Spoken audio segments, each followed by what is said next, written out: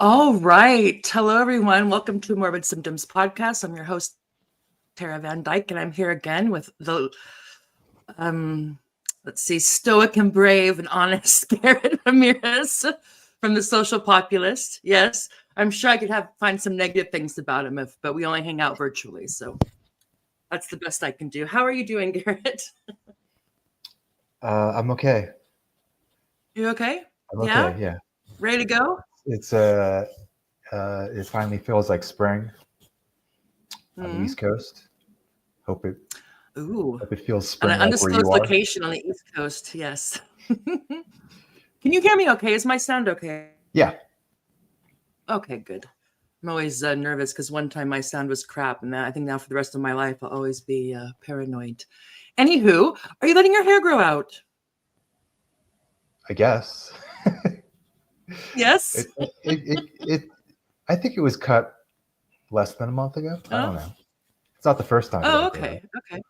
Okay. That's cool. Anyway, sorry. Hello, everyone. We are here to talk about primarily the topic is Obama, the oligarchy, and DEI. And Garrett, was it a couple weeks ago, maybe now, put out his first article in Compact, how DEI served the oligarchy. And he also has background info or other info because they like to keep it pretty tight on Compact. Yeah, 1 to 2,000 words, it seems. So you can also check out the background at his Social Populist podcast. But anyway, so I wanted to have him come on and talk about his article in particular. Obviously, we're of interest in how the DEI served the oligarchy as opposed to being what some people might think just everybody became really enlightened and very concerned about all these types of issues right around Occupy Wall Street and the financial crisis, or if like it was like a groundswell of grassroots things that all just kind of conflate at the same time to take the corporate and political and third sector world by storm, or if perhaps there's something else going on there. So Garrett, if you would, please. So what we're going to do is Garrett's going to talk about his article and some of the main players in it and why Obama seemed to all of a sudden become quite interested in all these, for lack of a better word, cultural issues or identity politics. And I'm also going to then talk a bit about the Pritzkers and Obama, in particular, where the gender ideology and trans rights or human rights stuff came from, which fits hand in glove with what you talk about in your article. But that'll be a separate little addendum. So, Garrett, if you would please just kind of introduce, just for our people who don't know, perhaps Obama, the oligarchy, and DEI, and your thesis, please. Well, I suppose the article was inspired by the great crusade against oligarchy that the Democrats have started with the comeback of Donald Trump, and that there's supposedly an unprecedented amount of corruption and influence peddling and plutocracy in American politics that hadn't existed there before. Heretofore unseen, right? Really a new, heretofore unseen, and called out most prominently by Joe Biden, a man who kept his hands clean of the oligarchy for the past 30 years.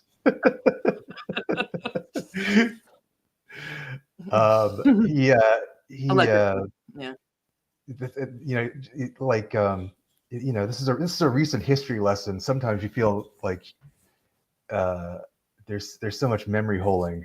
I like to remind people about things that happened just a few months ago, because now it's wasn't he like for a long time called Credit Card Joe or something like that? Well, yeah, because Delaware is a notorious tax dodging, corporate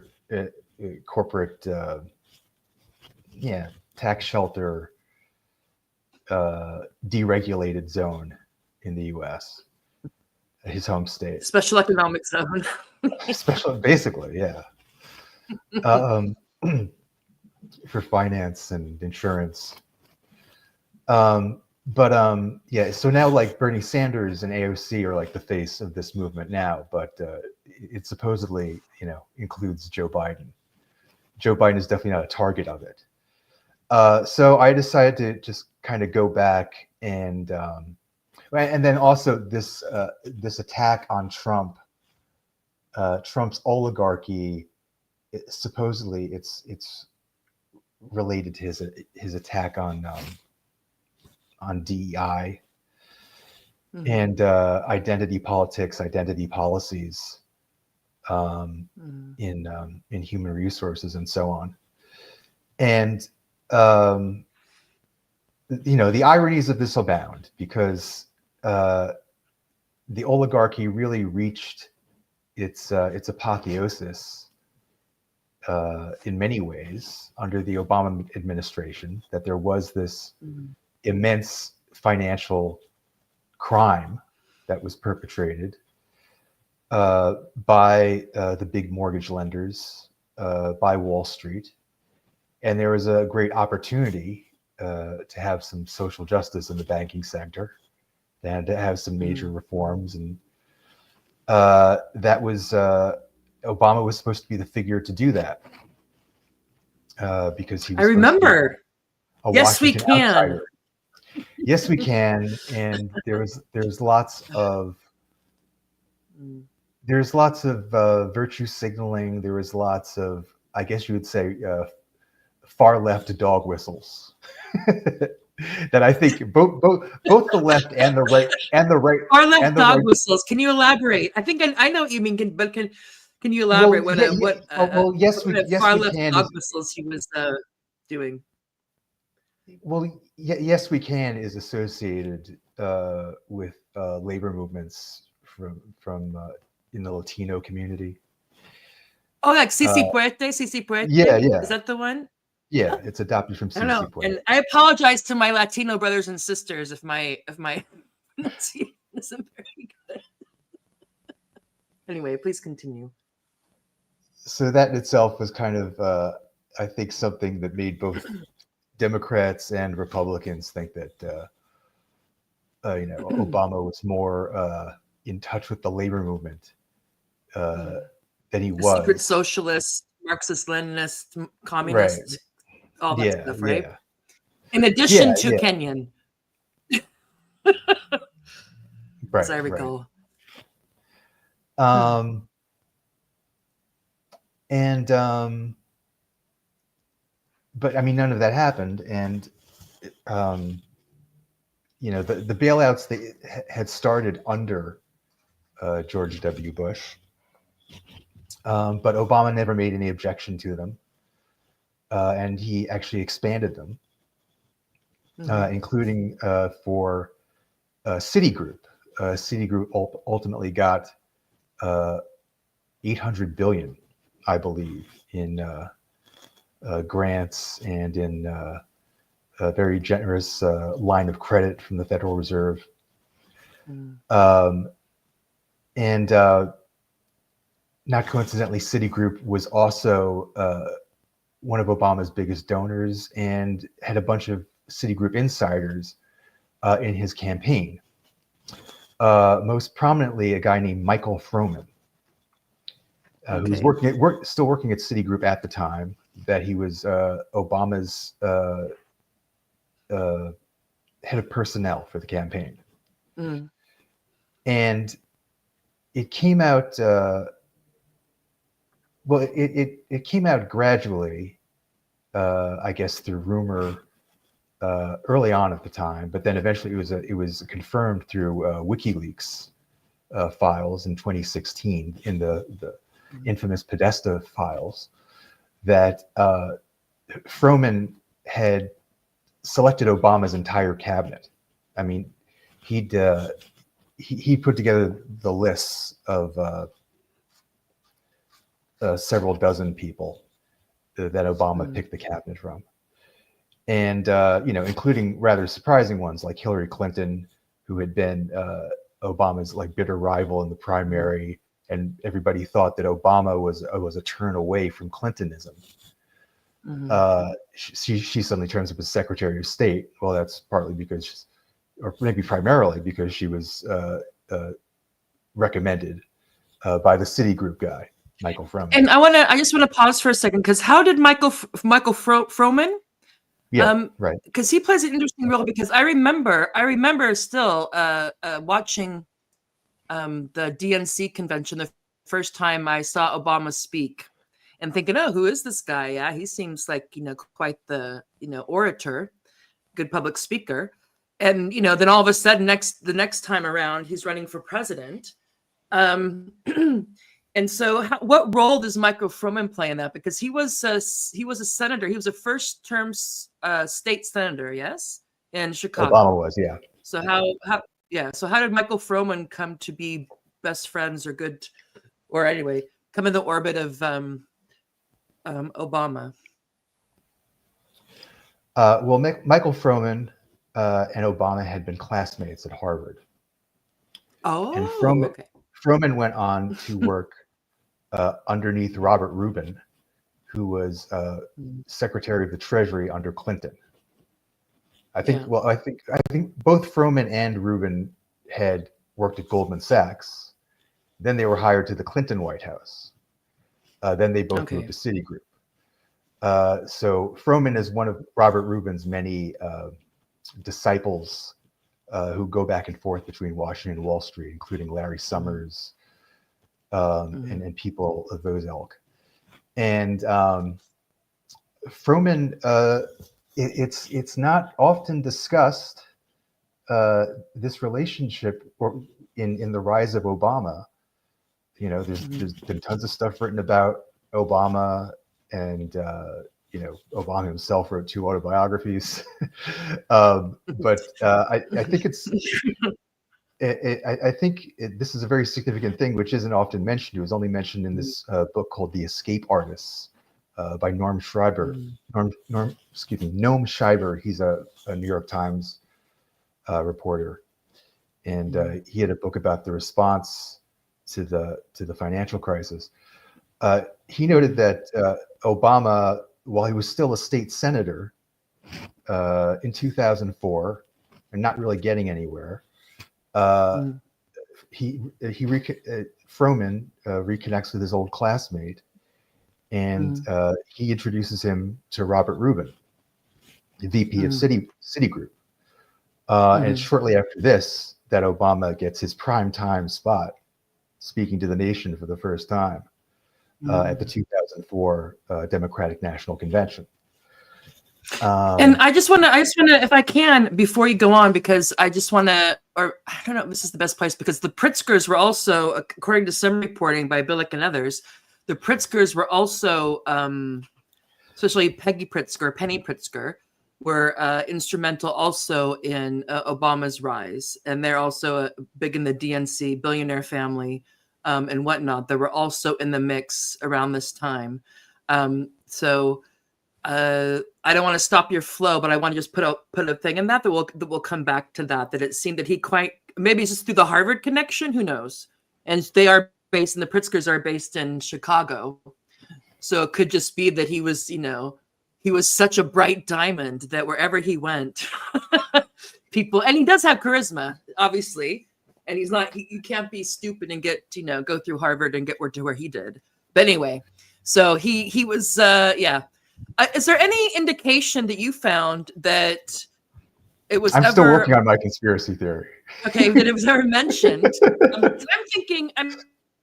I'm thinking that if I'm like kingmakers, if I'm in the kingmaker business in the DNC, and I see this guy, and I'm like, well, he's one of us, but he doesn't look like one of us, but he sounds like one of us. Yeah. So he's Barack Hussein Obama.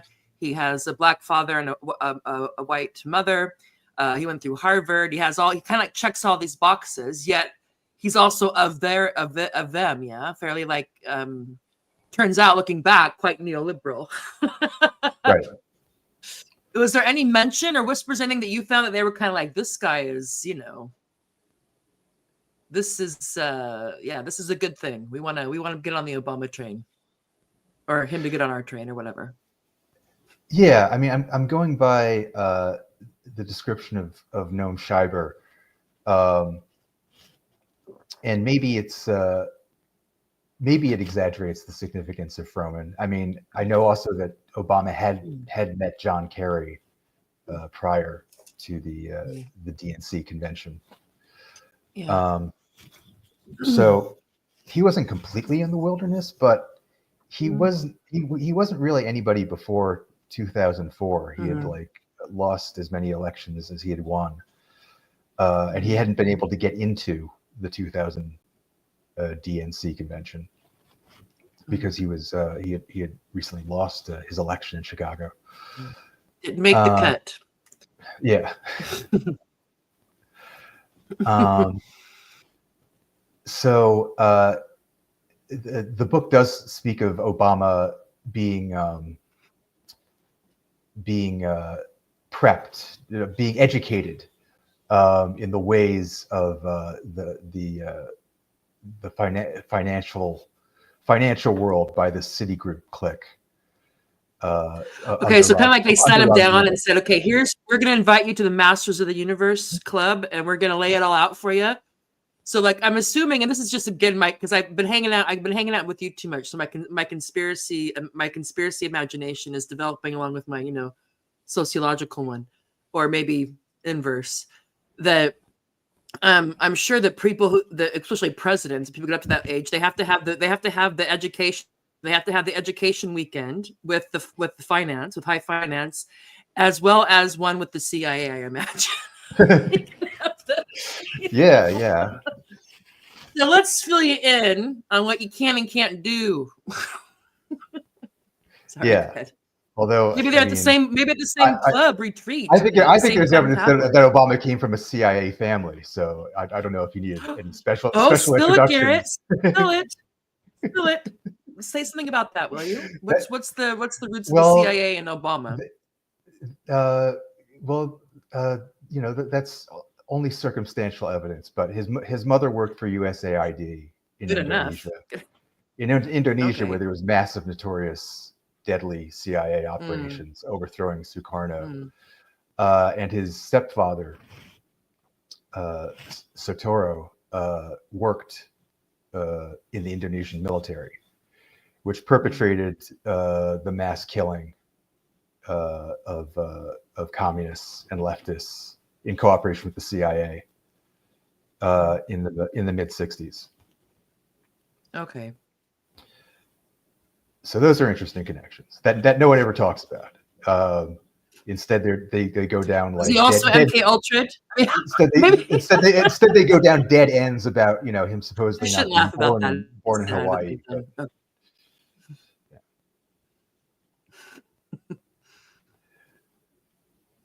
Okay. Okay, so we know that he was nothing he's making some headway but nothing great, but his fortunes changed in 2007.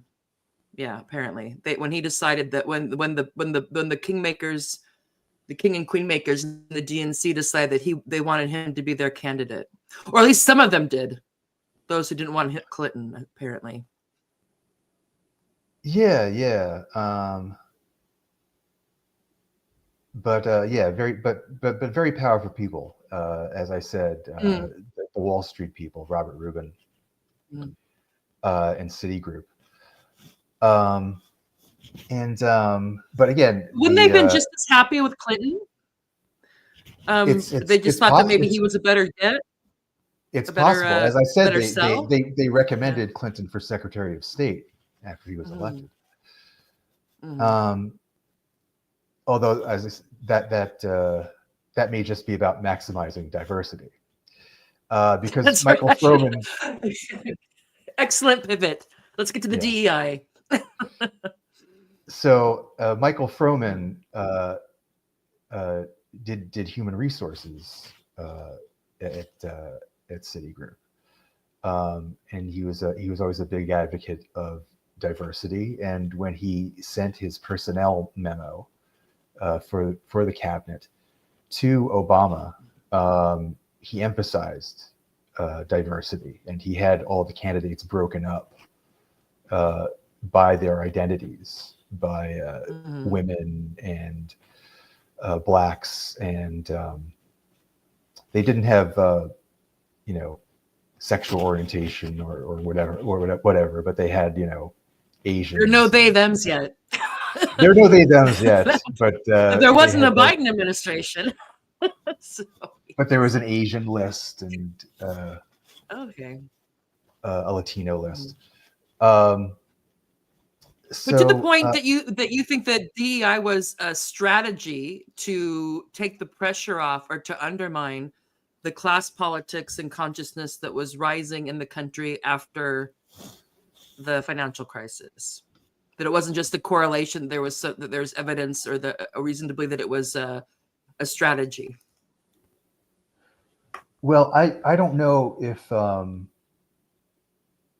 I don't know if they were thinking in those terms in 2008, although it's certainly possible that they were.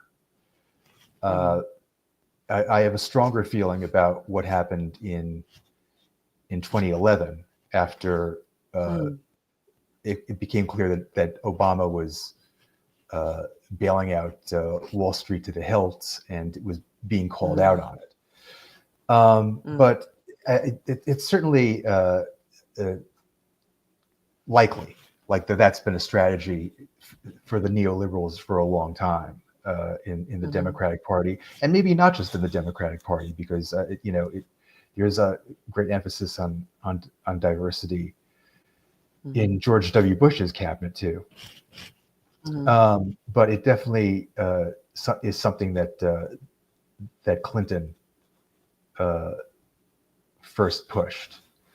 The Bill Clinton administration, they talked a lot about, they wanted a cabinet that looked like America, was the phrase that they used. That sounds very righteous, but of course that type of attitude didn't contribute anything to economic equality, to income equality, to common prosperity for America in the long term in the Clinton years, because it was Robert Rubin as Treasury Secretary under Clinton, who helped to repeal all of these banking regulations that prevented pumping up toxic assets, and therefore, set up the financial collapse, set up the mortgage frauds that led to the economic collapse in 2008, which we never fully recovered from. So, but at the time, so is the argument that he's feeling the heat? He's feeling the heat from the who's being bailed out and who's being cast out, and so there's a concerted effort to focus on certain issues. So is that and that's where the DEI comes in? Yeah, it definitely came to a head by 2011. As I said, in Obama's first 2 years, excuse me, he did not talk about identity issues very much. That's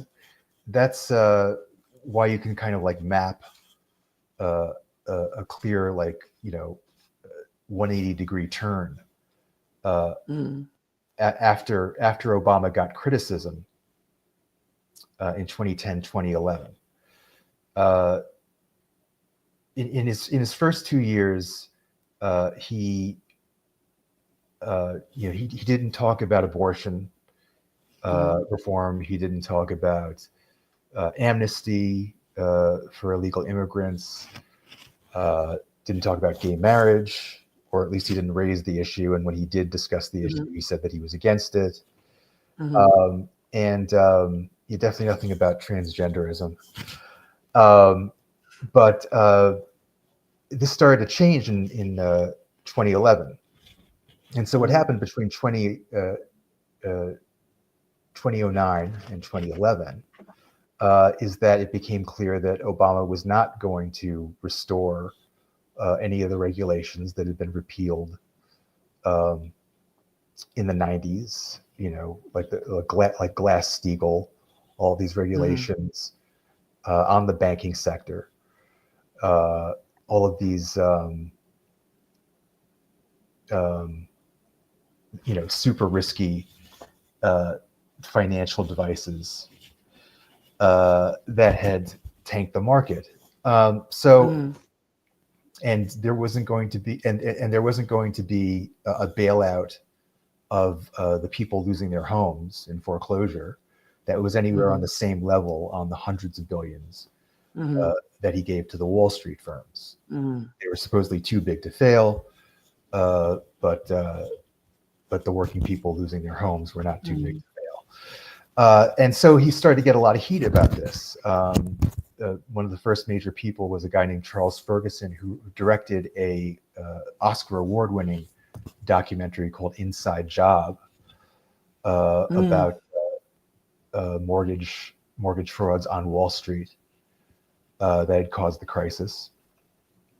And he actually called Obama the oligarch's president.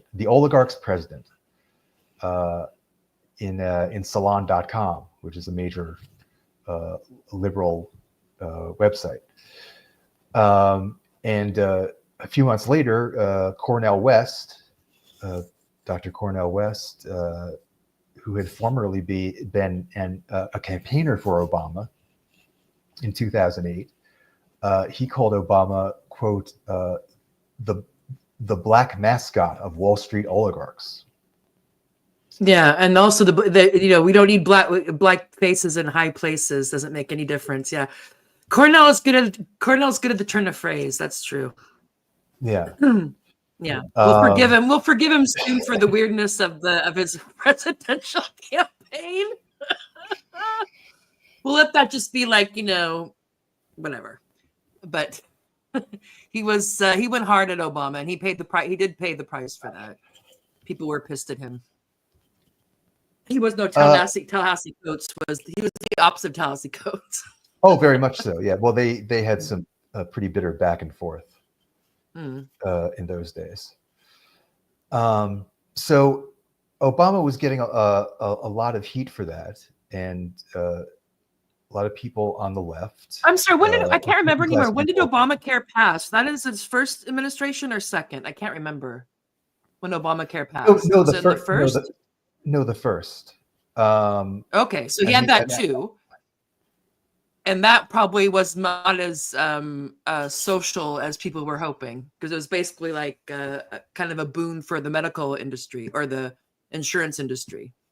But they did pass something, so I can't Well, remember that how. was another disappointment of left populists, because Yeah. Obama initially promised a public option at least. And he also promised that there'd be complete transparency when he negotiated with the private insurance companies, consulted with them on the bill, and that didn't happen. So yeah, Obamacare amounted to a bailout of the private health insurance companies, with a little bit of an expansion of Medicaid, but not much more than that. Definitely not a single payer Canadian or British type system, which is what people on the left They didn't were- allow themselves, or they decided not to push for obvious, if they were in front of lawsuit with anything that would allow the U.S. government to negotiate as one entity with healthcare providers, or insurance or the thing, because that would be bad for the market. Whatever. Anyway.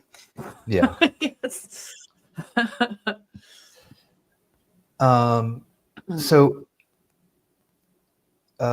So again, specifically, if you could say in a nutshell before we unpack it more, how would you say, like in a sentence or two, how DEI served the oligarchy in the context of what was going on in the Obama years?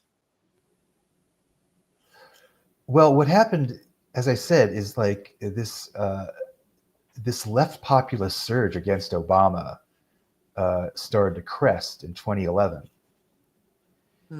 And by August of 2011, they were beginning to organize Occupy Wall Street.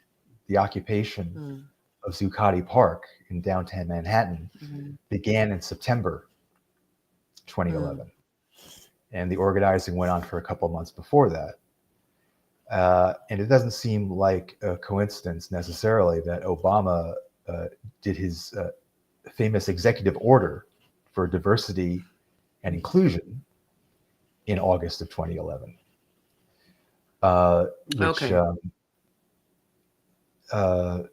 basically just a coinkydink. Holy shit! We got to give these people something. Yeah, it definitely seemed like an identity. It seemed like a bone to throw to the left, since he delivered absolutely nothing in terms of economic reforms or finance reforms, or tackling corruption in the banking sector. But to the contrary, had bailed them out to the tune of $800 billion. That's just Citigroup alone. And there's no question that what Citigroup did was illegal, because later on, the Justice Department did join a lawsuit against them, where they got Citibank to pay, I believe it was $70 billion, which sounds like a lot, but it's a lot less than $800 billion. I just want $1 million. How much? I want to know how much of a big corruption do I need to do? What size of, what kind of thing can I do to get just $1 million from the taxpayers? Sorry, I know I'm too small to matter. I'm not too big to fail. Maybe? I think running for Congress would pretty quickly. I should try to. I'm too old now to honeypot somebody, to blackmail somebody. Try to get somebody in a compromising. Not that I would do. Please, I'm a angel. Anyway, sorry. Go ahead, Garrett. So they needed something, and also Holder wasn't gonna. Holder at also that point it became clear that his role as Attorney General, he had no interest in pursuing any criminal charges. I think some of the people got a slap on the hand or slap on the wrist, kind of symbolic fine but that was about it because the quote unquote, that's where too big to fail came, right? Yeah. I mean, there were no personal fines. There were just fines for some of these, mega banks. Mm-hmm. That was a tiny fraction of the amount of money they had made overall, and money that they had been received from the government. Okay. And so DI, so there's a document or there's a policy or something is unleashed or released in 2011, you said. Yes, it was, to prioritize the hiring of historically marginalized groups. In the government, in the federal government. Yeah, women and minorities. Okay. Which was, subsequently. I'm surprised they didn't already have that. Didn't they already kind of have that? Or was that? Well, this was like extra affirmative action, okay, or was it? Well, affirmative action Yeah. is a legally fragile concept. Yeah. There have been court challenges to it back and forth over the years. No, I'm just wondering because I know not just in the States, but here, but also in India. For some reason, well, India comes to mind because I spent quite a bit of time there. Is that one of the best jobs that historically marginalized groups can get are government jobs. Right.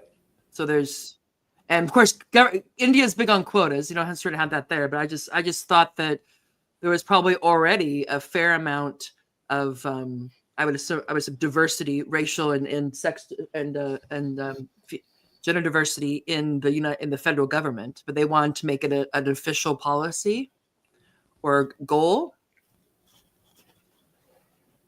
Well, an executive order is it's not a law. It's the specific policy of that administration. Mm-hmm. I think I don't think it had been formalized. I think maybe things had certainly been formalized, in the Lyndon Johnson era. But I think those affirmative action policies have been rolled back in the Reagan era. Mm-hmm.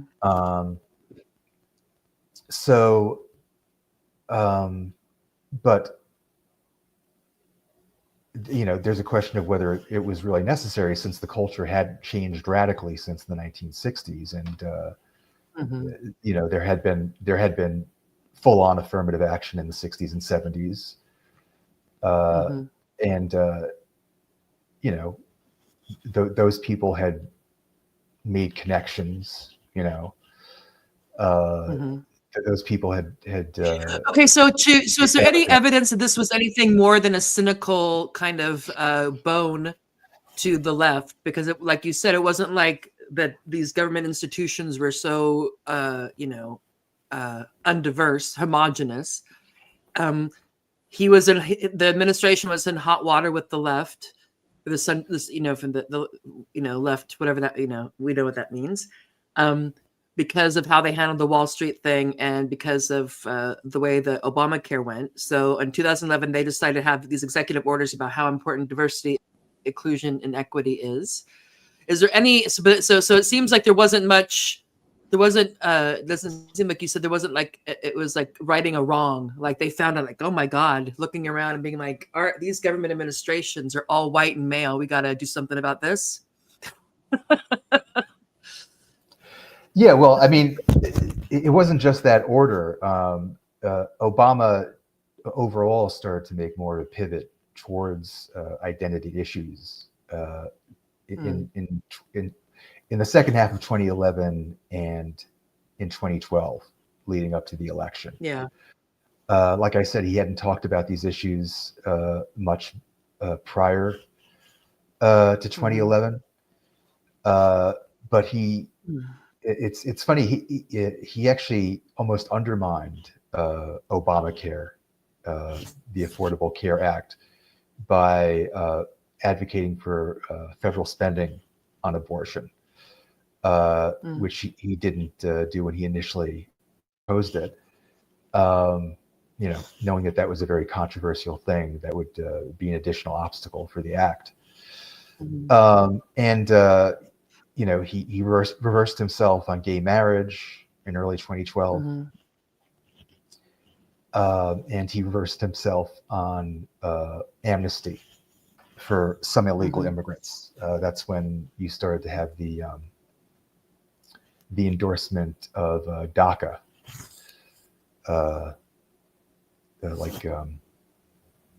it was something like it's deferred amnesty for children of illegal immigrants. So okay, so this is clear politically why he would do that, because he needs something to hang his hat on for the left. How does this benefit the oligarchy? What's the oligarchy in this equation? Well, it means that we're wrapped up debating that instead of debating the corruption on Wall Street and the way it completely infiltrated Obama's administration. And since these Wall Street guys are the ones pushing it, they look like they're the good guys in all of these virtuous crusades for social justice. As I said, this had been ones that don't cost them anything. They're big fans of the ones that don't cost them anything. Yeah. I mean, this had been coming for a while. Like Michael Froman, who I mentioned, who went on to become Obama's trade representative, his global trade representative, heading up his free trade policies, ever expanding Trans-Pacific Partnership, and so on. He, as I said, he'd been a long time proponent of this, and he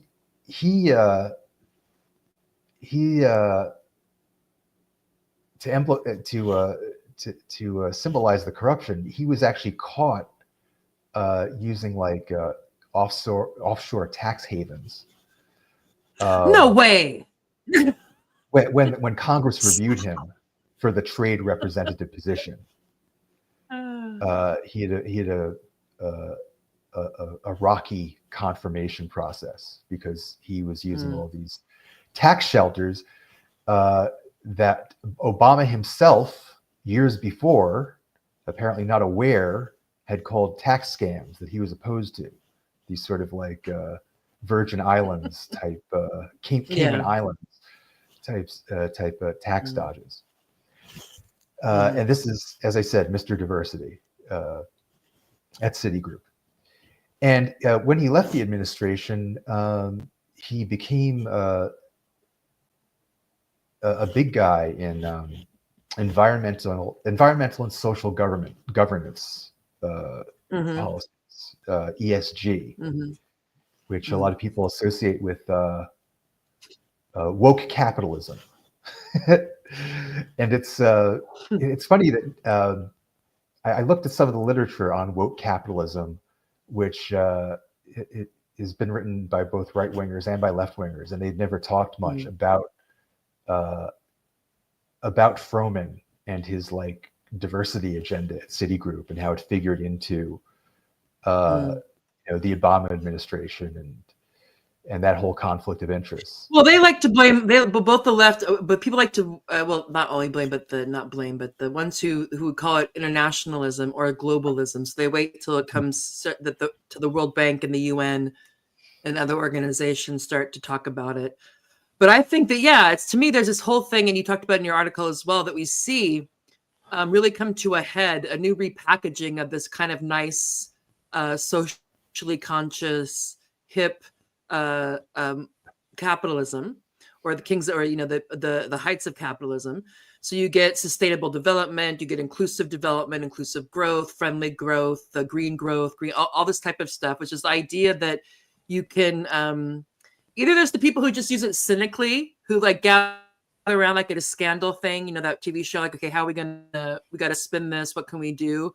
Okay, let's start talking about X, Y, and Z, so that we can focus on our diversity and our equity and our inclusion, not on, the exploitation and exclusion and hoarding of resources and all that type of stuff. But then you have the people who actually believe that you can keep the good with capitalism while negating the bad, like a decaf capitalism. You can get rid of the bad parts, so you can have growth without the negative side.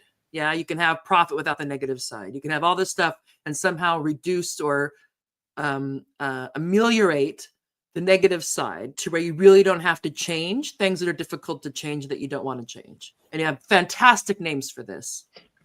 That's how I've seen it, both in the economic sector, but also on the academic side that study this stuff as if it's not just bullshit. Yeah. As I said, Michael Froman, he created the Center for Inclusive Growth at MasterCard after he left the Obama administration. He started out in strategic growth. Can you say that again? And then That's it became hilarious. What did he create at MasterCard? The Center for Inclusive Growth. MasterCard. Yeah. We're the friendly users or whatever. We're the friendly users. Yeah. Users. Yeah. I'm gonna say like a user. I can't say that. It's too biblical. Yeah, but I think that's not. Well, they definitely included. They included a bunch of people. I think that's the funnier one, Garrett. Or how about the one about? I think BP was the first one to tell us they cared about the environment. So you have British Petroleum, that's all about saving the environment, and then you have inclusive growth at MasterCard. Right, British Petroleum. They became BP, and they got this bright green logo.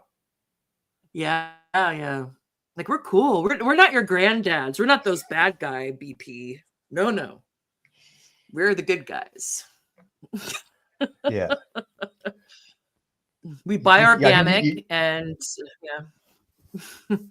I mean, you could say that too much inclusion is how the financial crisis happened, when they were loaning money to people they knew couldn't pay it back. Well, it's like a they were just trying to be inclusive. Predatory lending. It's not predatory lending. It's inclusive. It's diverse. It's DEI. There you go. It's like, what we're supposed to say you can't. We're not supposed to loan to people who can't pay, who don't have enough income. Bigot. Sorry. Good one, Garrett. Okay. So, and this carries on through. And so why don't we then, it's, and you can look at Garrett's article again. He has it in Compact. And I'm gonna be nice to you. I'm not gonna say any of my negative feelings about Compact, because I want everyone to go and check out Garrett's article. And he also has some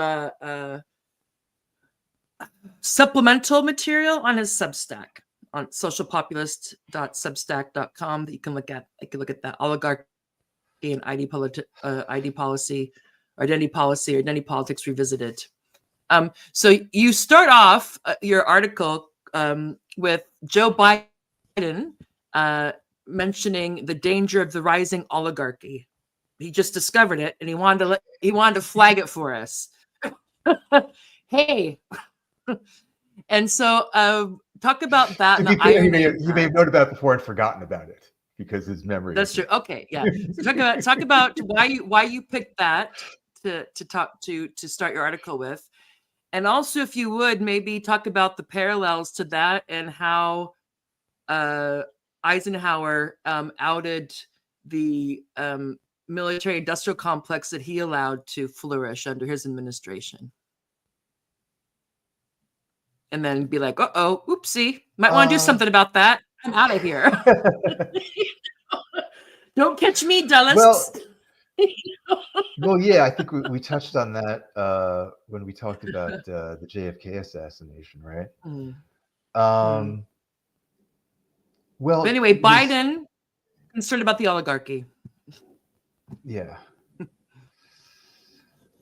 Well, it had totally infiltrated the Democratic Party, going back 30 years by that point. And it was actually so bad, that a few years ago, even Elizabeth Warren was complaining about it in vague terms, that there was a Citigroup clique that had disproportionate control over the Democratic Party. but she didn't mention, the people who would put it there, like Clinton and Obama. Just happened. Yeah, Like they discovered a secret room and or something, like I was walking down the hall that night at the, as I do in the halls of Congress, and I heard a noise and I went down there. There was all these Citigroup coffee cups, and I don't know, I'm making her Southern. And I thought, what's going on here at the Citigroup? Might want to flag that in the next meeting. Okay. So there's a Citigroup group, and that was also, who was that guy? Tiffany Geithner, was he also from Citigroup? I thought he was from Goldman Sachs, or is it same difference? Well, no, he was supposed to be clean because he came from the New York Fed, the New York Federal Reserve. And he said, well, I am a regulator, but he had worked nothing cleaner than the New York Fed. But I think he had started out in Goldman Sachs for a while. I love these guys. Go ahead. But the New York Fed notoriously had just looked the other way while all of this iniquity had taken place in Wall Street in the years leading up to the crisis. Well, wouldn't you say that a lot of the, whatever you want to call it, the perks or the donations or whatever it is to politicians and political parties and other people, is not necessarily for them to do anything, but for them to not do things, as I'd imagine, because that's easier to explain as well. It's like, well, I missed it, oopsie. Whereas to actually do something raises more eyebrows and is harder to plead ignorance to. But anyway, so okay, so there's anything else you want to say about the Citibank clique? The Citibank clique? I mean, is it relevant that it's Citibank, or just could have been any group? It just happened that these are the people that Obama knew and who knew him. And part of the heat that Obama was taking, ironically, in 2009, 2010, it's just funny that it was kind of similar to the Elon Musk notoriety of our present era. Like Robert Rubin, it was well known that Robert Rubin was like skulking around the White House all the time, and that that his assistant, Froman, and his crony Timothy Geithner were running the whole response to the financial crisis and facilitating these bailouts of Citigroup. So, again, people keep talking about how this Elon Musk Trump connection is unprecedented. Like, there are very direct parallels to what happened at the beginning of Obama's administration.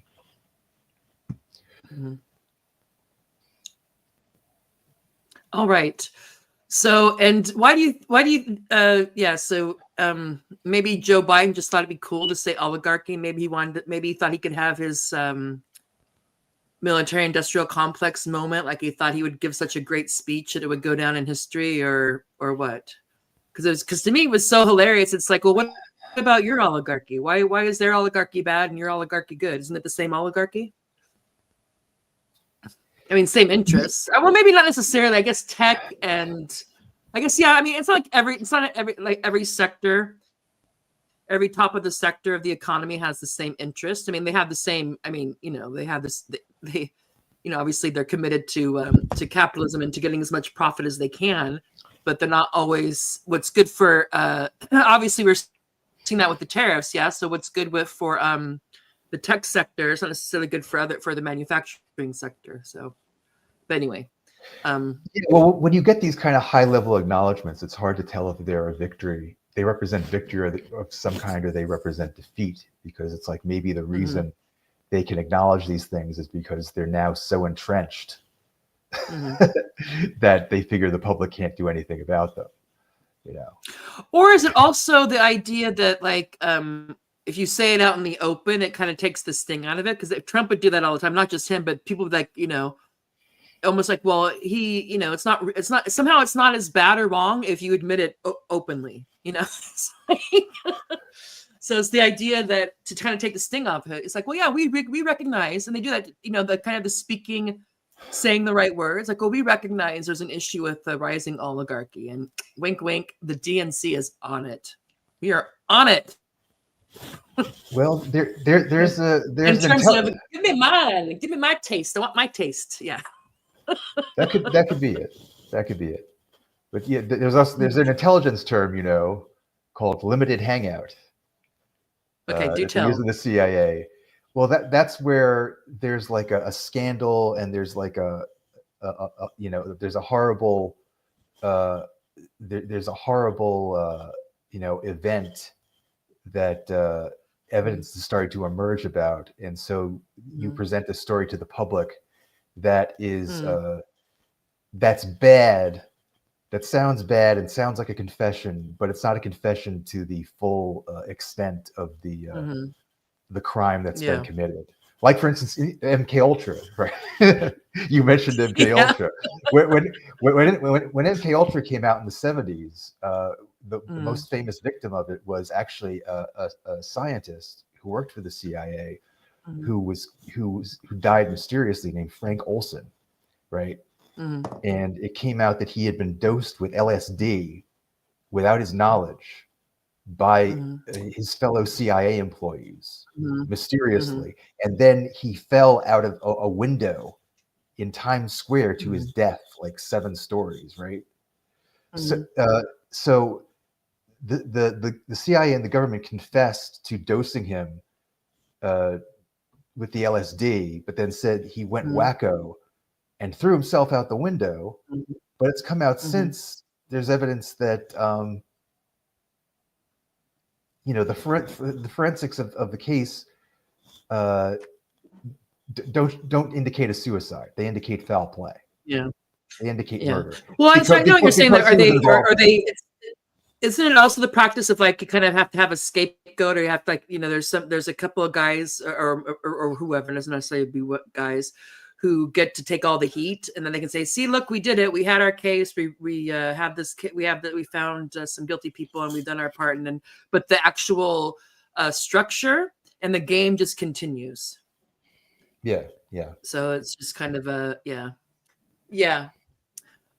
And you know, and what do you make? I mean, I don't even know if it's even worth commenting on the sad Bernie AOC reunion tour, getting the band back together, playing the greatest hits, to go around and say how we need to, you know, it's just the greatest hits.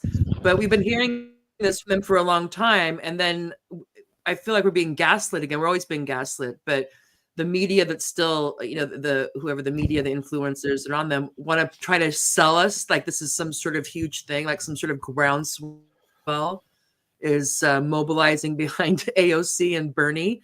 Bernie, fool me 3 times. I'm not an idiot. Yeah, that, I mean, it's like, you know.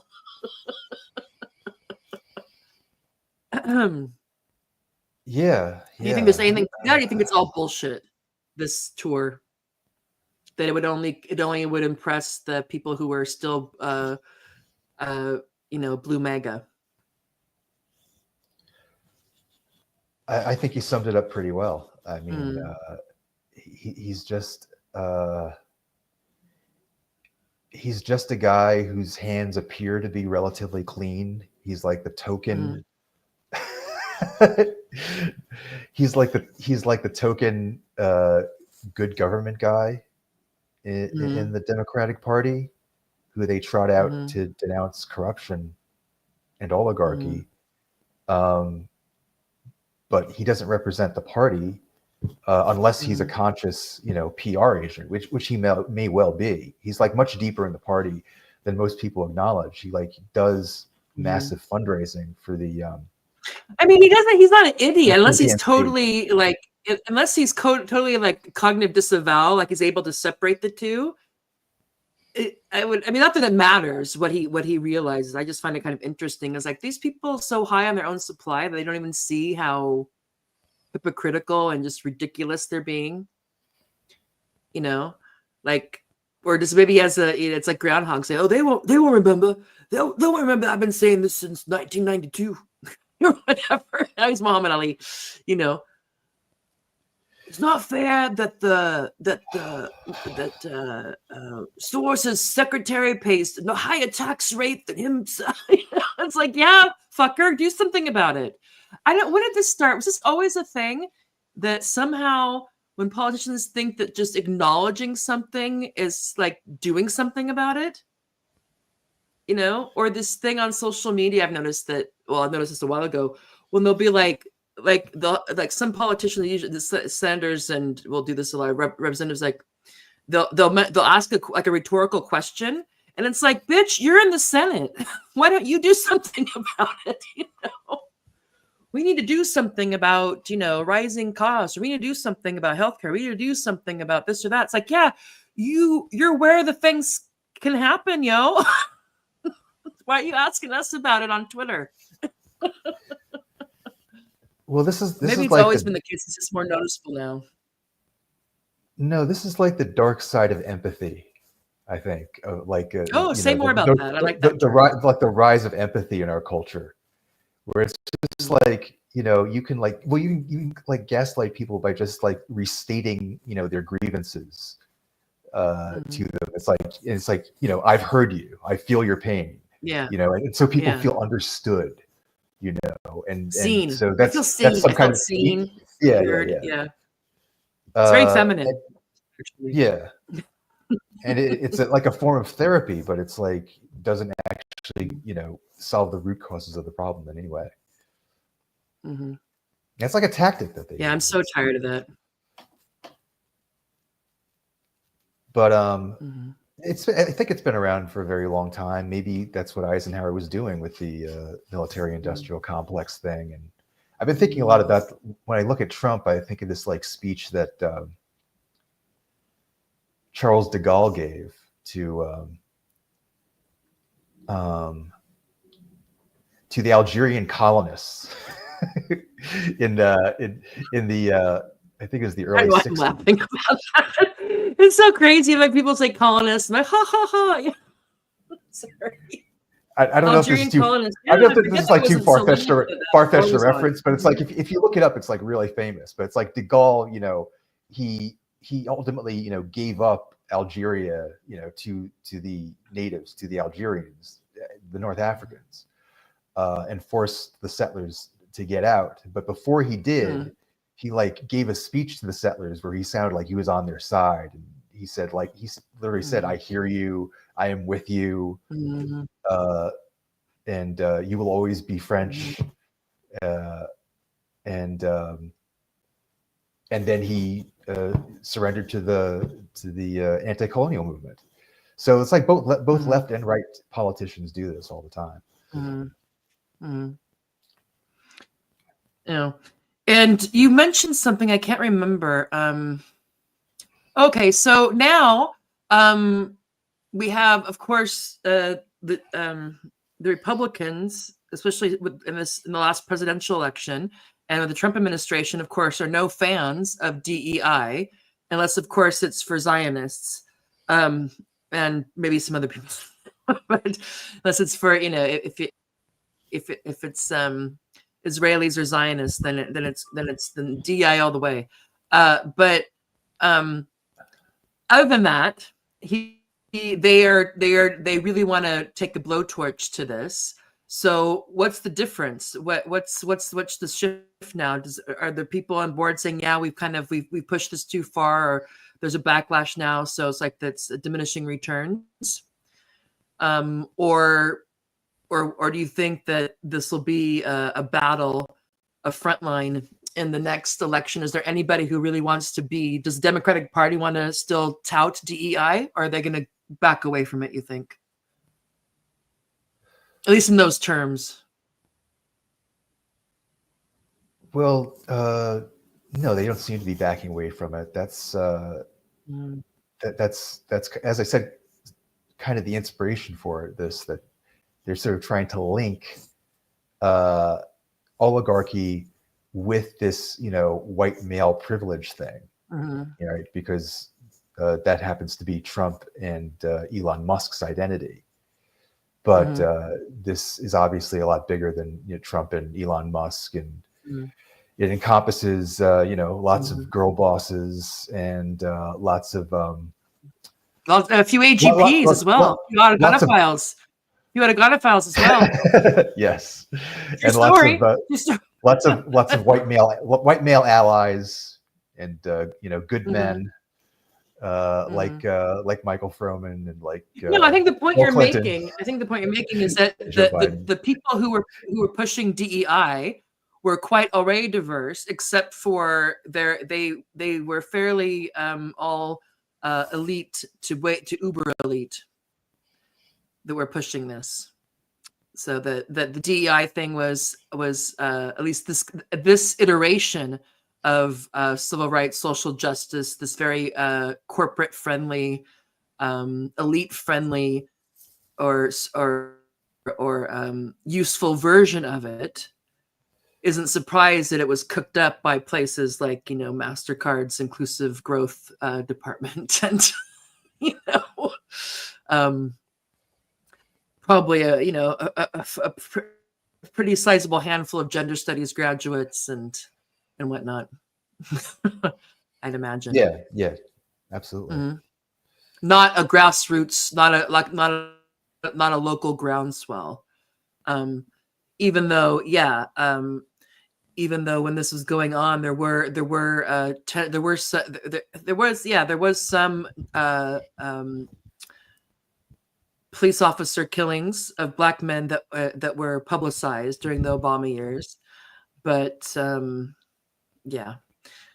anyway, okay, so here's the thing: is that the DEI is a top-down, very oligarchy-friendly, kind of cooked-up version, market-friendly version of civil rights and social justice themes and tropes. And I want to ask so now it seems like the tide has turned on that, at least with the Trump administration. However, even though it was the case that this was not something that the regular people were demanding DEI, but that the Democrats are probably going to bring this up, if no other reason, that they can say, okay, who's breaking down DEI? Oh yeah, it's Whitey. It's the white dudes breaking down DEI, of course. And I don't know what will happen when when the DEI goes away, and since affirmative action, I think, was also rolled back, or something. Correct me if I'm wrong. That case that happened a few years ago, or maybe it was less than that, because a couple of years ago with the affirmative action and universities, does that only affect universities, or does that affect other institutions? Do you know? It only affects college admissions. Okay. So this panic. So I'm guessing that this panic about how all of a sudden no one's going to hire anyone but white dudes anymore is probably misplaced. But who knows?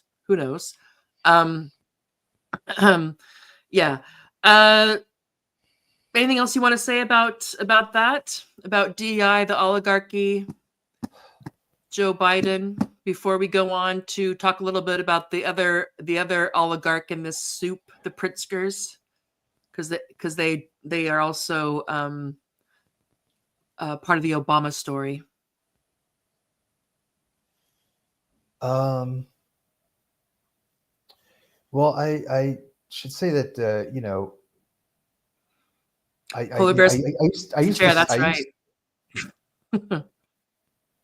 I used to support Black Lives Matter very, very passionately back in the day, but it does seem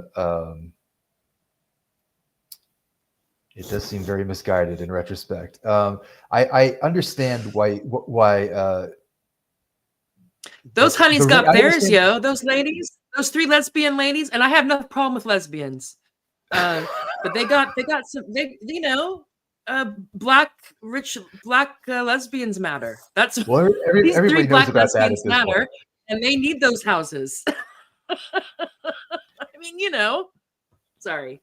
Yeah, but I mean the whole politics behind it. I mean, I understand the rage, The sentiment. I mean, of course, the sentiment. I mean, it's but it's like, yeah. but not the analysis, because I mean I just think the The rage analysis and the is kind of execution, yeah, is kind of a generalized. hashtags, marches, and send money isn't going to be enough. Yeah, particularly when it's And on that an note, identity please feel basis. free to hashtag me some money.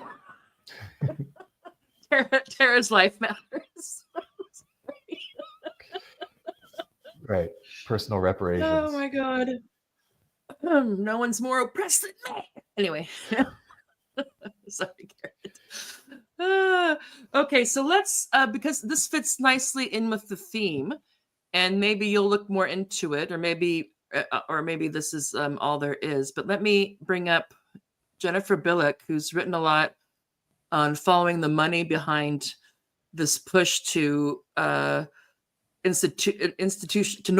and institutionalize the idea that there's male women and female women and male men and female men and people who can be neither or both. She was curious about, well, what's going on here, and she found, shockingly, a handful or more of really rich, primarily really rich people, primarily men, and a lot of gay men, if that matters, be pushing gender ideology. And Pritzker came up, and also Pritzker and the Obama connection. So I'm just going to share my screen here. Hopefully find yeah, this is the one. Okay. So can you see this, Garrett? Yeah. Okay. So I'm gonna have to go back and forth now so I can see oh yeah, this is good. Okay. Maybe I'll do this. No, that covers the thing. This is good. Okay. So I'm not going to go through all of it. I just want to go through a bit and see if you have any reaction, and people can check out the rest of this. Oops. So who are the rich white men institutionalizing transgender ideology? So basically, Jennifer Billick was an activist, environmental activist, and she was deplatformed from a venue by trans activists in 2013. And she became very curious about the power of this group to force this development. And then a year later, Time magazine announced the transgender tipping point with Laverne Cox. And so she began to look at what was going on. And she says, I was astonished that such a huge cultural change as the opening of sex protected spaces was happening at such a metric pace, without consideration for women and girls' safety, deliberation, or public debate. So she was looking into this, and let me go down. So let's see. So who's funding the transgender movement? This is her article from 2018, but she's been following this since 2013. And she found exceedingly rich white men with enormous cultural influence are funding the transgender lobby and various transgender organizations.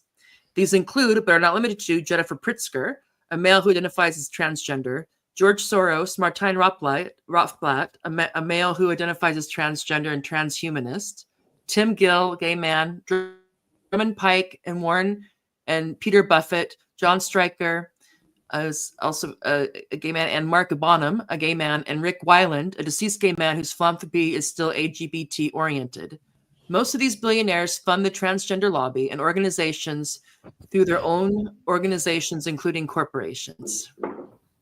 So this just goes through and lists more of this, and how it's a new medical and lifestyle market, etc. But what I want to get to is the Pritzkers, because that ties into Obama.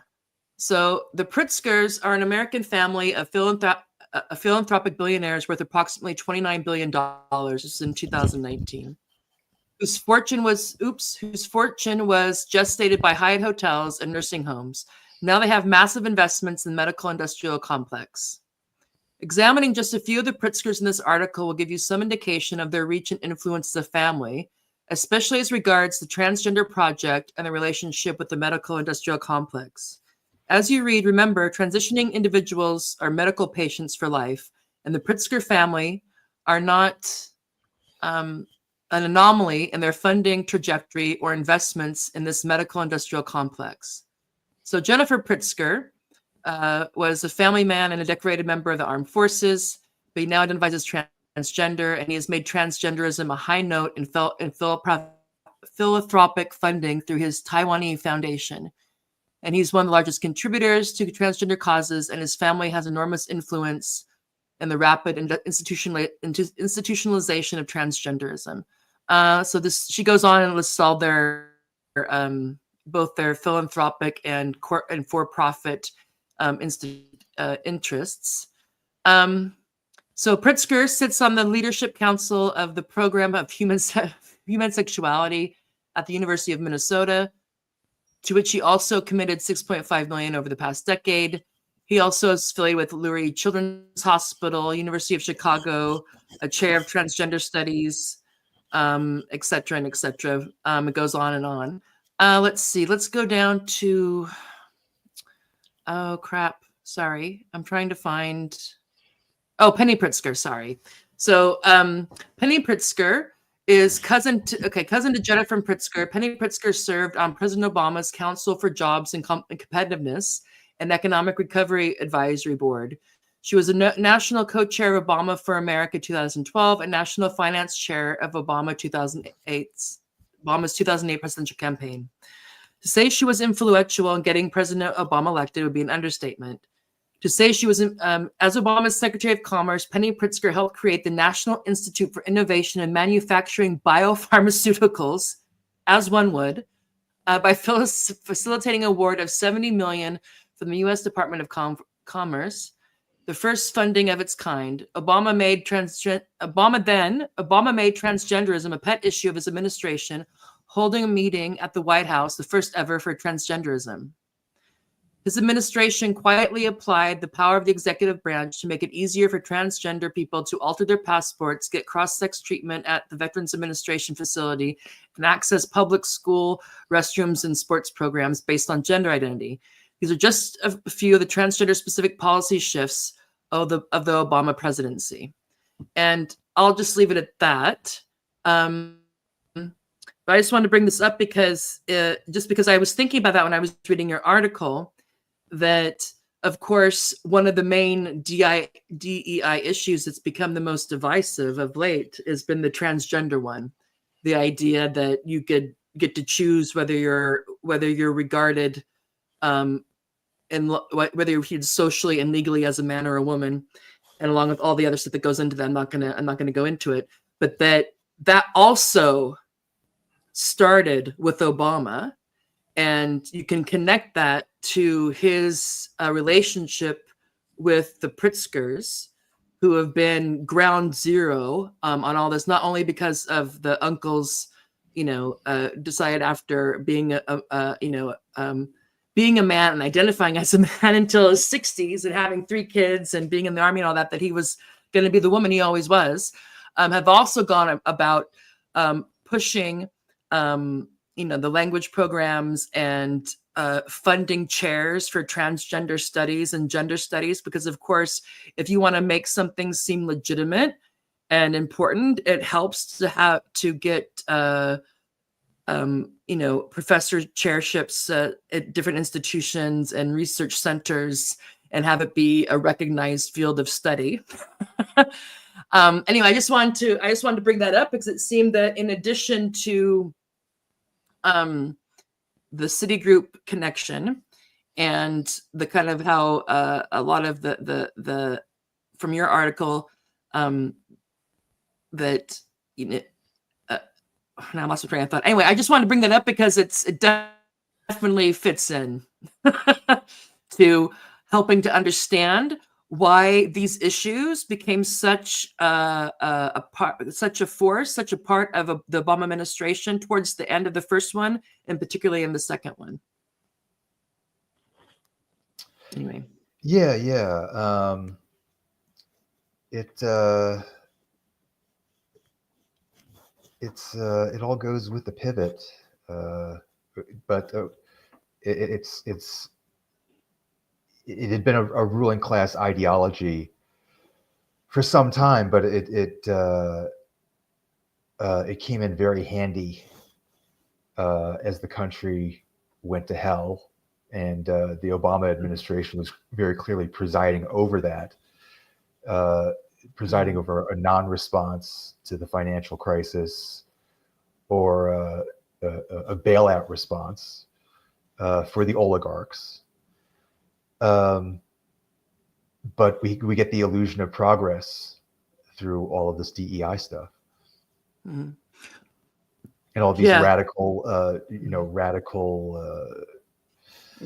expansions of I don't know, identity categories. Yeah, no, for sure. And this one is this particular because it's been a pet peeve or a focus of mine for quite some time. The crazy gender stuff, the gender Borg, and wondering like how did this happen? And even and Billick talks about this too, that she started noticing in 2013, like why is this group getting so much power, and where is this coming from? Like all of a sudden, if you say that you don't think men can actually be women, you're getting like deplatformed and maligned. This was starting in 2013, and be like, what's going on? But at least with when it's race, when it's things that actually exist, when you have racial issues or other ones, but to make up to decide that sex doesn't matter and people get to choose whether they're a man or a woman or both or neither, and you have to go along with it or you're a bigot, is some crazy shit.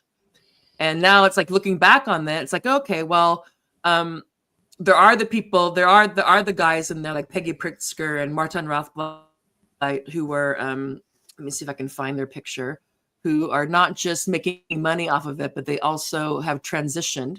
So Martin Rothblatt, he owns Sirius Radio, and he's a transhumanist, and he's married, father of 3, but I think he says he's a trans woman. And this is Peggy Pritzker, used to be I can't remember what his name was before, but this is Peggy Pritzker. And again, billionaires, and they're not just, we want to be able to have the female gender or the female gender marker on our passports.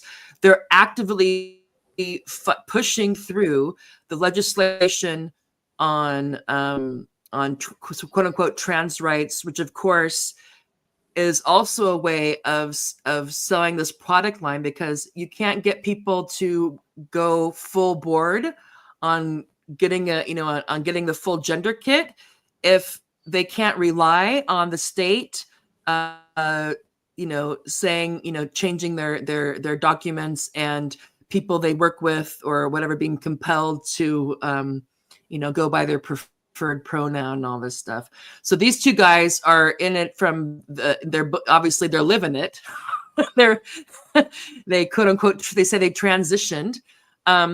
They're pushing it. Their mainstays in the lobby, but also they have investments in the money side of it, and are also going around funding organizations, charities, professorships, centers at various schools and hospitals and universities, all about normalizing and pushing this idea that sex is something you can be liberated from. You shouldn't have to be forced to stick with the sex that you were born. And Obama, for some reason, got totally on this train, totally on it. It all started in his administration, all this craziness at the federal level. Anyway. Yeah, so not Citibank, but they're making bank.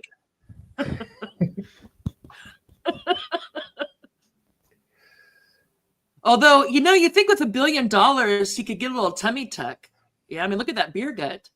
I mean, did he not switch to rosé? He can't get some Spanx, or is that with Spanx? You think? You know what Spanx are, Garrett? You know what Spanx are? I do. I do. I don't think he's spanking it. Oh, sorry, that's dirty. I don't. Well, you know what they say. Real women have curves. That's right. He's going That's for the right. And this is the best, voluptuous look. and this is, although, Martine, maybe he has better lighting there. I mean, he has a tailored suit. He's got the thing going on there. It looks like he's in a womb, like some sort of transborg womb. So, but yeah, Peggy, I don't know. Or not Peggy, no. Jennifer is, well, I don't know. Anyway. We'll pray for them. We'll protect them because their lives are in danger. Yeah. There was a lot of talk here's about the thing. we're talking about trans genocide at this time. Yeah. One of the most fascinating aspects of the culture war is like the various domestic genocide scares we've had. There was the trans genocide on the left, and there was the white genocide on the right. Yeah. God, we still made it. We can still mark each other safe from the white genocide. Yeah. No, and I just think it's really also with the, just to go through the pictures here, because you have this switch, from 2012, which is Occupy Wall Street, foreclose on banks, not people. Then all of a sudden, 2018, you have this parade, and it's all with the, the pride flag and all that. I'm sure there's probably a BLM part as well. And, and you talk about in your articles, both on Compact and at the Substack. And here's a nice meme. Introduce them to identity politics.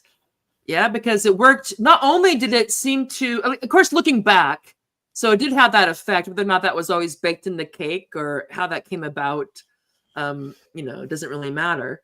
But also, I think you mentioned this in your article, maybe we'll touch on this before we close, is that this also was able to throw a monkey wrench in Bernie 2016, when they started to think that he was racist, he was sexist, he didn't care about reparations enough.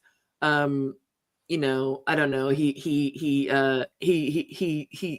pointed when he was talking to Elizabeth Warren, and that, of course, is patriarchal or whatever it was. Do you want to say anything about the role this played in undermining Bernie in 2016? Or do you think it wasn't? Yeah, well, it was kind of their alibi for not. I guess it's their alibi for stealing the primary from him. I don't know if he really had it in him to win it, or would have made any changes. Well, I think now we have to wonder. In retrospect. Yeah. But I mean, Black Lives Matter actually took over one of his rallies. I remember at one point. I think that was in 2020. But of course, they did the Bernie. Well, and the thing is that anybody knows. Wouldn't you agree? Yeah, sorry. But wouldn't you agree that reparations is not a winning issue?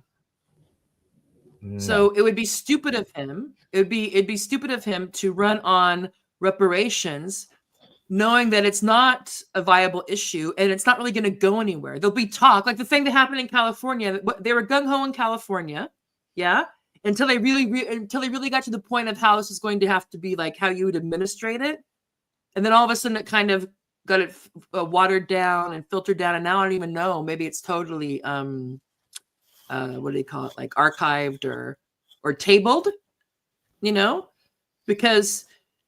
And I don't want to get. We'll have to have an issue. We'll have to. I don't know if you're the best. One of the people of all the people I know in real life or online, if you're the one that knows the most about the reparations debate. But for me, it's like, you can make the moral argument easy. I mean, we know that slavery happened, bullshit, all this stuff. But the idea that that's viable now, and that you would be able to push that through, is just a pipe dream, I think. Unless the only way reparations ever happens if it's just a backdoor stimulus package, because that if you want to pump money into the economy And of course, usually they just do it through the banks and whatnot, which is bullshit. But they actually wanted to pump money through the economy. Then, some sort of reparations thing would also suffice to that, because that'd pump a lot of money into the economy. But what do you think? Do you think, because even if let's say that he was that and I don't know Bernie's position on reparations, I think he'd probably think, yeah, in principle, yeah, but in politically, it's a no-go. It'd be stupid for him to run on. But yet they wanted to make him out to be a racist if he wasn't going to put reparations top on his agenda, if I remember correctly. Yeah, I agree. It's not a winning issue. I would say that the track record of reparations for anybody making the world a better place overall is not very good. And maybe I wonder sometimes if the only reason it remains an issue for anyone is because the most successful, depending how you interpret it, the most successful example of reparations would be has to do with Zionism, and it has to do with Germany, the centering of the Holocaust in our culture and our politics, and that hasn't gone well overall for the cause of social justice. And I think also didn't some of the Japanese who were interned get reparations? So that was a smaller number for a smaller amount of time as well. I don't know how many Japanese were interned, but I think they got some sort of compensation. Not that made it okay, but yeah. Yeah. I think that happened as well. I don't know how much. I don't know how many people were interned, but I feel like that was a much more narrow situation than. Well, yeah, no, that's what I'm saying is that it was for a small amount of time, for a smaller population. Yeah. So, and it happened not too long after the event itself. It wasn't their descendants, so really, it was the actual people. Yeah, no, I agree with you that it's a different thing, but in terms of people who want to make the case that there's precedence when it's kind of, sort of, but also not really. Yeah. But go ahead. So it seemed that just that was they riled people up to cause him problems. Seems pretty obvious. Yeah. This isn't something I really associate with Marxist or working class socialist politics. No. But I guess in terms of the DEI stuff and how it was used or weaponized, just kind of extending that out to the push to kind of besmirch Bernie's reputation, and try to, insinuate that he really wasn't, didn't really think Black Lives Matter that much, else he'd be for reparations openly. And sexist, Bernie, huge sexist. His wife seems to have done pretty well for herself, maybe a little too well. I think she was accused of some financial shenanigans at the college she was president of. Okay. Anything else you want to say on this? Any cherry you want to put on top? Any conspiracy tidbits you have for us? Anything you're watching? Or do you watch Candace Owens, Garrett? Sometimes. You should, because she's getting right up your alley here. With the what was it called? The MK Ultra, and what was that guy who keeps on having celebrities? He's like this trainer to celebrities. What's his name? Anyway, but her new thesis is, and I'm beginning to think she's onto something, is that maybe the Hollywood in particular and the entertainment industry in general has all been from the beginning some sort of giant psyop. CIA operation.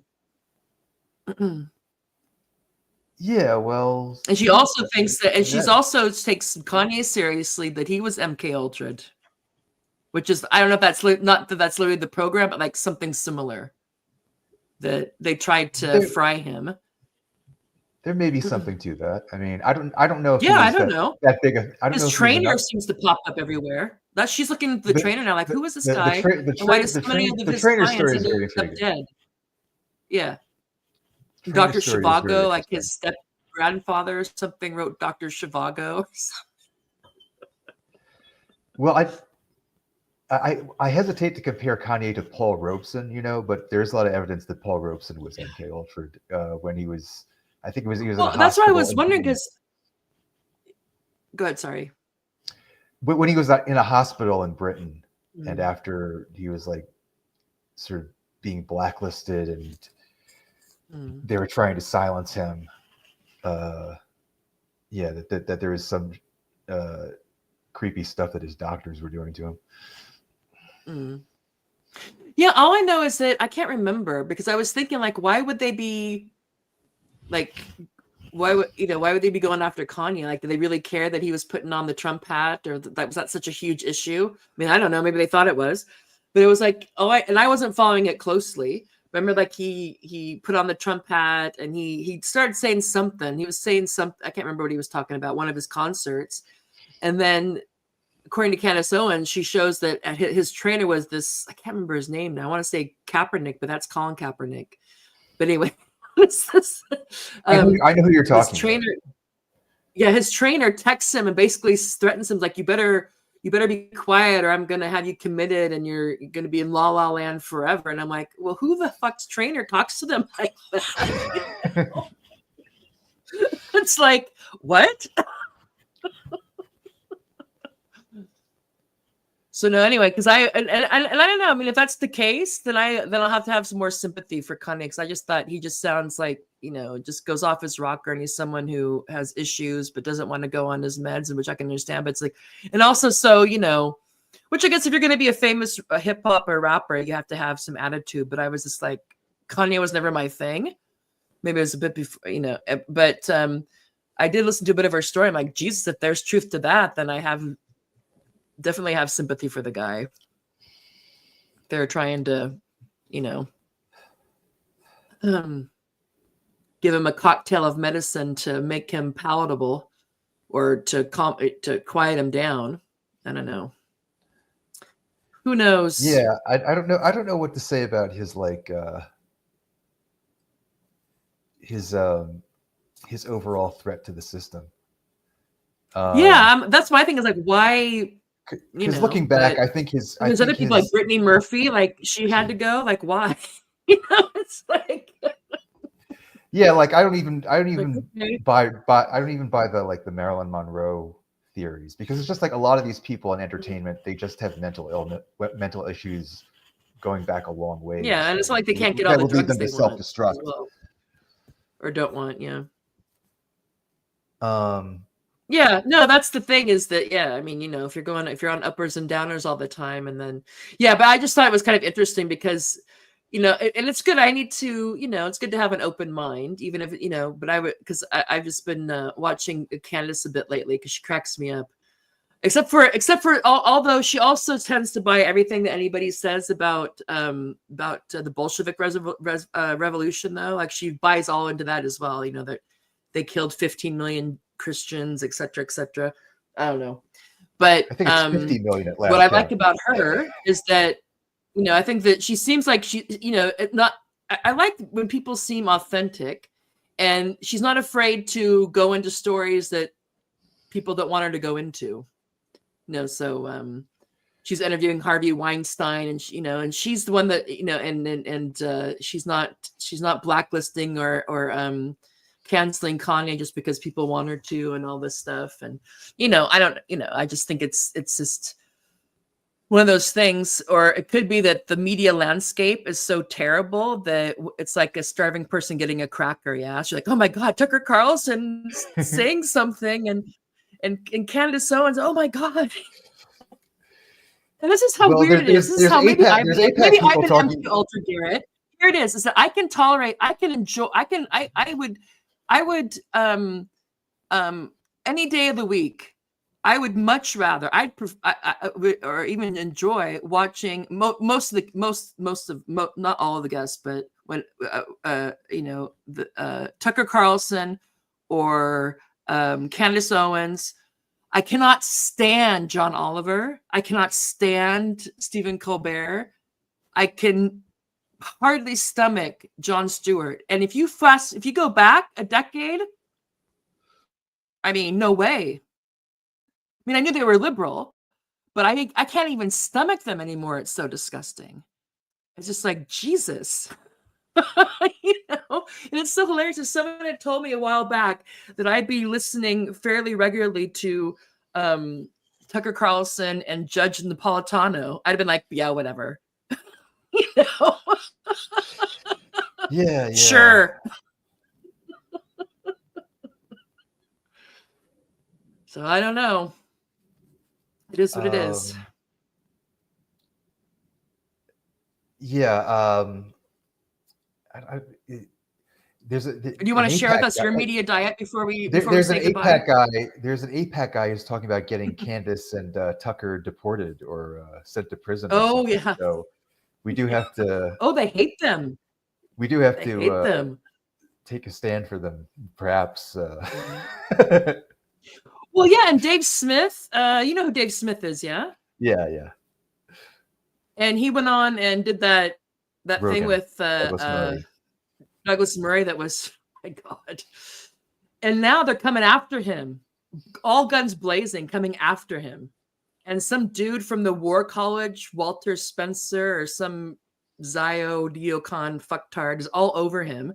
They're coming after him, man, because he did, and all he did was let Douglas Murray sound like an idiot and a posh twat. Yeah. You know, he didn't want to debate anything. You know, blah, blah, blah, blah. It's like, but they're coming after him, you know. Yeah. And he's Jewish, so that won't help him. They really don't like that as well. When the Jews don't fall in line with the Zionist program, they also, you know, they're not spared. Well, they're coming after him too. The neocons are all like trust the experts now, because because Dave doesn't have his passport stamped for Israel, and he doesn't have a degree in international relations, but neither does Douglas Murray. Well, yeah, he has an undergrad degree in English. Yeah, is what he has. Yeah, he's the poor man. I'm like, he's the poor man's. Well, not the rich poor man's, or the stupid poor man's Christopher Hitchens is what he is. He lucked out.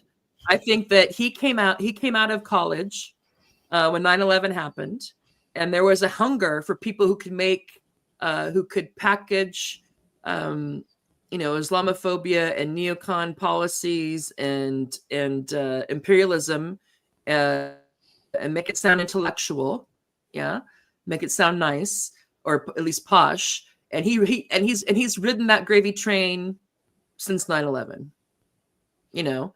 And if Christopher Hitchens hadn't have died, I don't think he would have gotten, you know, who knows? Maybe they would have taken each other under their wing. I don't know. But of course, Christopher Hitchens pivoted quite a bit after 9/11. But yeah, so, and it's just this idea that it's just, it was fantastic. There's been some little videos coming out of all of him contradicting himself. Well, you're not an expert, so you can't talk if you're not an expert. Well, of course you can talk about stuff. But then what are you talking about? Are you an expert? That's not what I'm saying, Joe. That's not what I'm saying, Joe. This is like trying to grab Jello. It's like, dude, you're in America, and we like British accents, but not if you're but once you go twat, then no. Once you start being real elitist, then we don't like it. And I love the thing, like, you shouldn't talk about, like, you know, it's rude to talk about politics if you're a guest in the country. And these, you know, Jordan Peterson's Canadian. These British people come over, they talk about it all the time. But yeah, it doesn't even matter anymore. Paid a visit to Prince Harry and Meghan while he was here. Yeah. Because they just canceled their charity donations to Muslim women or something. Yeah. Because the director dared to criticize Israel. Yeah, we're surrounded by heroes. People who do what's right, even when it's difficult to do. Oh my God. Okay, well, Garrett, let me see if I have your little. Sorry, my phone is pinging. So So just for people, I'm just going to put this here. So Jennifer Billick on 11th Hour blog, she's been following the money on the transgender stuff since 2013. And here's another picture of Pritzker, he's the mayor, I think. No, the governor. Mayor of, is he the mayor? Is he the governor of Chicago or the mayor? Is he the governor of Illinois or the mayor of Chicago? Pritzker's the governor of Illinois, I think. Anyway, That sounds this right. guy here is the Pritzker, and he's either the governor of Chicago or the mayor of Illinois. And I remember he was in the running to be Kamala's vice presidential pick, but then nothing. And this is his uncle, who used to be, who's still his uncle. And then this one. It's her turn. And then, yeah. And there they are. And here's Garrett. And I love this picture. It's when he helped me do the presidential election coverage. And I merged his picture with Eddard Stark. So this is not a picture that Garrett sent me. This is a picture that I created. But I love it. So you're definitely making me not want to grow my hair out, Tara. It looks good, yo. Don't you want to catch the latest? I'll help you out. Anyway, not that you need it. I'm sure your dance card is full. You can follow Garrett at Left V Lockdown on X and thesocialpopulist.substack.com. He writes that, and he's a fairly regular contributor on morbid symptoms. I'm the royal we now. We like him a lot. We appreciate Garrett. Anything you want to plug? Anything else you have coming out, or just busy with your day job and trying not to be genocided with the white genocide? Yes.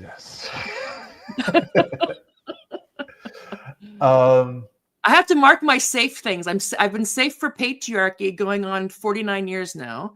And I'm also safe from the white genocider replacement. So hope springs eternal. Although I have been somewhat declassed with the economy, but that's another story.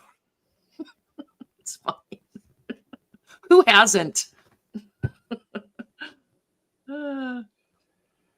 Sorry. Anything going on, Garrett? No, not really. I may go back into my meta conspiracy research, sort of follow up to that Anthony Sutton article. Yeah. Because there's a bit more to be written about that, and there were some contentious responses to that article I wanted to address. Awesome. Well, maybe what I want to do, and I want to get a couple of people who have, who also are either have. Anyway, I want to do a thing called hate mail, where a few of us just get together and we just like read some of the crazy stuff people have either like on X comments or YouTube comments or Substack comments. It's just hilarious. They don't mean to be hilarious, but it's like, okay. Yeah, that's a fertile area. Yeah, well, because then you get to laugh, and it's funny, and then you can also, get to the subtext, or we can analyze the comments. It's always fun to do. Anywho, thank you, Garrett. I'm assuming you're an atheist, but if not, or a happy Easter weekend. Or if you are into that type of thing, I hope that as you go through and contemplate I'm not an atheist, crucifixion and the resurrection. Yes. I'm trying to remember. I also, I should know more about the Christian holidays than I do. Christ is king. Anyway. As Candace would say. Christ is king. As Candace would say. That's right. Oh, yeah. I used to watch Russell Brand, but I got to wait till his Jesus fever breaks. Once his Jesus fever breaks, then I might start watching him again. And I'm not saying it's fake or anything like that, because I don't know. And also, he is an addictive personality, so it's not surprising to me that when he finally found a religion that he's like full whole hog, because he does have an addictive personality, yeah. But I gotta wait for that to break, and then I'll go back. I'm not saying like he'll become a apostate or something, but just for him to calm down a bit of the Jesus, and then Might watch him again. Did you Although hear that's George, he's George also Galloway throwing shade at him? Oh, of course, yeah. Well, it's been an interesting. It's a weird thing because I don't know if it's because his faith journey, because I think he's been talking a lot about his faith or his path finding Christ or whatever, however the lingo is, with both Candace Owens and what's his name, Jordan Peterson, and him trying to thread that needle on Israel Palestine is hard to swallow. It's basically like, can we all get along and love each other? Bullshit. It's like, not right now. And then his take he all of a sudden he's being very, very kind and gentle with Trump. Very kind and gentle. Now, I'm fine. He tried hard not to have Trump derangement syndrome, which is good, but now he's almost gone the opposite. Right. You know? And so I'm like, maybe this is the Jesus thing. So I'm like, I'm putting a pause on that. I might check him out in a bit. But yeah, I gotta wait to see whatever's going on there. Because I enjoyed his stuff and he's entertaining. Yeah. And he's got that whole, he still has that whole Lothario thing going on, even though he's married and has hung up his sex addict shoes. He still has that energy. He definitely has energy. You may not pick up on that, but us ladies do. Maybe too much energy. He's one of the few people who, like, when I listen to the video, I don't speed it up. I slow it down. He goes so goddamn fast. That's true. Well, if it works for him, that's great. What do we know? Maybe that's what's missing in our life is the Lord. Okay, Garrett, take it easy. Thank you very much. Everyone, check out, if you follow Garrett, check out his social populist Substack, and we'll have him back on. Do something conspiratorial. That's always fun. I need to know a bit more about these things. Anyway, take care, my friend. See you next time. Thanks, Tara. Thank you. Bye, Garrett. Oh, all right. That was Garrett. I'm going to wrap up because I can tell I'm getting tired because I'm speaking faster and rambling. Thank you all for tuning in. Please do like and subscribe. We're on X and Rumble and also Substack and YouTube. Please check that out. And I wish you all a happy Easter weekend. And we will see you next time on Morbid Symptoms. And I'm going to play the music. Try the music.